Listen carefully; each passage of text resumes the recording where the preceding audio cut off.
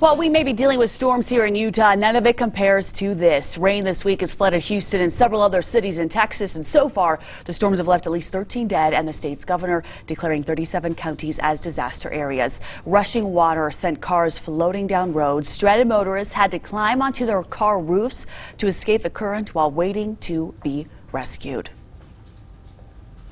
Now, of course, there are people from Utah who are helping with the relief efforts as well. We have Richard Woodruff here from the Utah Red Cross telling us all about it. And Richard, let's first talk about it. We have 8 volunteers from our area. Tell us where they're from and exactly what they're doing out there to help with the situation that they're dealing with. Yes, we have 8 on the ground, basically 4 in Oklahoma, 4 in North Texas, and we actually just sent someone over to Houston as that situation unfolds. But to answer your question, they're basically from all over Utah. We've got a couple of folks from Provo, even down in St. George. We've deployed a couple of our folks from down there. And what assignments do these people have? You know, it runs a very wide range, a lot of shelter operations, a lot of logistics, a lot of transportation issues. Of course, we're going to have cleanup issues. So it really kind of depends on the community that they're serving. And how long usually do these assignments last?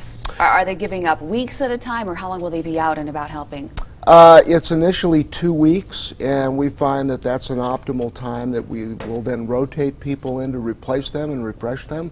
But when they agree to be deployed and they go on assignment, they are committing to at least 2 weeks. Okay, so let's talk about, you know, we see these huge disasters on a national level, and how does it work that people in Utah are the ones who are going there to give the assistance? Yeah, that's a great question. How it works is because we're obviously a nationwide organization, the job descriptions are very highly trained and very specific for unique roles, and if we exceed a capacity or we don't have somebody to fill that particular role, maybe it's a mental health worker, maybe it's somebody trained, maybe an ERV or emergency response vehicle driving team.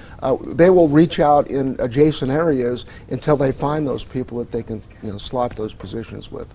But it would be, if we had a situation, help would come from around the country to Utah as well, I would expect. Exactly, yeah. Say, for example, if we had the big earthquake, we would have a lot of support very quickly. And so this is what the beauty of the Red Cross is that not only locally is there help, but really there's a huge backing of help across the country that can help in a situation. Sure, and it's all about our volunteers. They're the ones that make it happen and agree to go out and do this. So how do you, what if someone wants to be a volunteer? Talk to us about the process of becoming a volunteer to the level that you could be sent out to help during natural disasters. Yeah, actually it's a great opportunity, and it can be life-changing for a lot of our volunteers. If you go to the website redcross.org, you'll see a tab that says Ways to Volunteer, and that's the point of entry. You go in and express your interest, and then we'll follow up and reach out to you and make it happen. So you could be one of the 8 and now 9 who are traveling to that part of our country to help out. True. Richard Woodruff, we sure appreciate you joining us today, and so grateful for everything that the Utah Red Cross does here locally and of course on the national level. For all that information or to see that website that Richard was referencing, please visit our website, goodforutah.com/GMU,